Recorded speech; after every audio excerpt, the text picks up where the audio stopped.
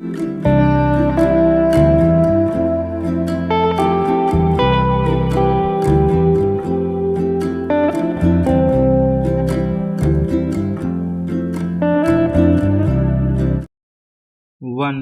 2, 3 start. युद्ध में जुटे रूस के राष्ट्रपति व्लादिमीर पुतिन ने रूसी महिलाओं से 8 या उससे अधिक बच्चे पैदा करने का आह्वान कर पूरी दुनिया को फिर चौंका दिया है। पुतिन ने दो टूक कह दिया कि देश की जनसंख्या बढ़ाना आने वाले दशकों का लक्ष्य होगा। एक समय था जब रूस में छोटे परिवारों को तरजीह दी जाती थी, लेकिन अब रूसी राष्ट्रपति बड़े परिवारों के पैरोकार हो गए हैं। पिछले साल भी उन्होंने 10-10 बच्चे पैदा करने का आह्वान किया था। अब वह छोटे परिवारों के बजाय बड़े परिवारों को आदर्श बनाने पर जोर दे रहे हैं। रूस दुनिया के उन देशों में शामिल है जहां आबादी घट रही है। प्रति महिला 2 बच्चे भी पैदा नहीं हो रहे हैं। ऐसे में 8 या उससे अधिक बच्चे पैदा करने का आह्वान सोचने पर मजबूर कर देता है। पहली नज़र में जो विवेचना हुई है उसके अनुसार युद्ध की वजह से करीब 3 लाख रूसियों की मौत हो चुकी है। इसमें कोई शक नहीं कि अगर कोई देश युद्ध लड़ना चाहे और उसके पास जवानों की कमी हो जाए तो ऐसे आह्वान की जरूरत आन खड़ी होती है। दुर्भाग्य से रूस के साथ ऐसा ही हो रहा है। तेज विकास के लिए अगर कोई आबादी बढ़ाने का आह्वान करे तो समझ में आता है, पर युद्ध के समय ऐसा आह्वान किन्हीं अर्थों में अमानवीयता भी है।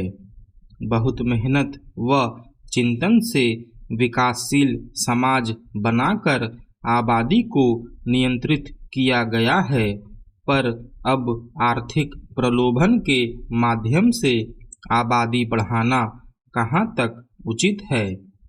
सरकारी मदद से जो परिवार बड़े होंगे उनकी सांस्कृतिक सामाजिक अवस्था क्या होगी।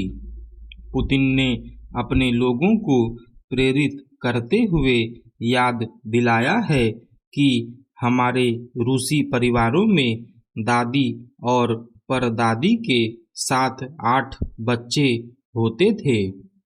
अब उसी परंपरा को संरक्षित और पुनर्जीवित करने की जरूरत है।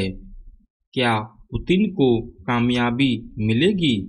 क्या पिछले साल के उनके आह्वान का कोई असर दिखा है?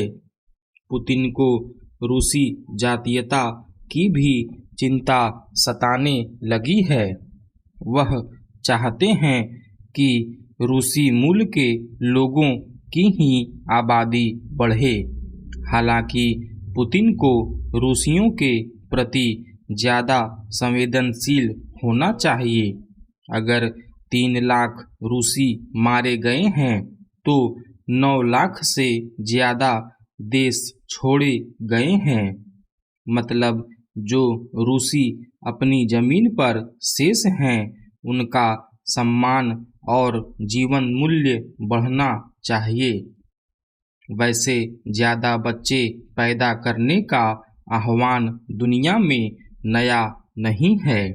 जापान प्रति संतान प्रति माह 8500 रुपये से ज़्यादा का भुगतान करता है।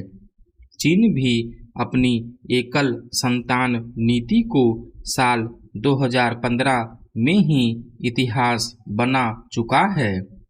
दक्षिण कोरिया, ताइवान, सिंगापुर में जन्म दर बहुत गिर गई है। दुनिया में अब करीब 10 देश हैं जो संतान उत्पत्ति बढ़ाने के लिए अपने लोगों को किसी न किसी प्रकार से प्रोत्साहन दे रहे हैं। अगर ज़्यादा जन्म दर वाले देशों की बात करें तो 10 में से 9 देश अफ्रीका के हैं। सर्वाधिक जन्म दर 6.73 नाइजर में है। मतलब जो लक्ष्य पुतिन ने अपने देश की महिलाओं को दिया है वह अविश्वसनीय रूप से बहुत ज़्यादा या कामकाजी महिलाओं के नज़रिए से बड़ी ज्यादती है।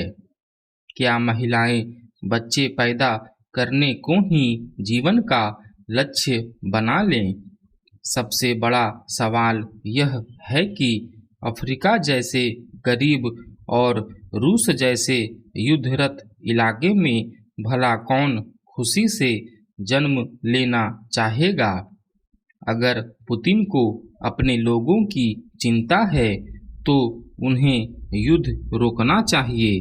आज विश्व में जीवन की संख्या नहीं, गुणवत्ता ज़्यादा महत्वपूर्ण है।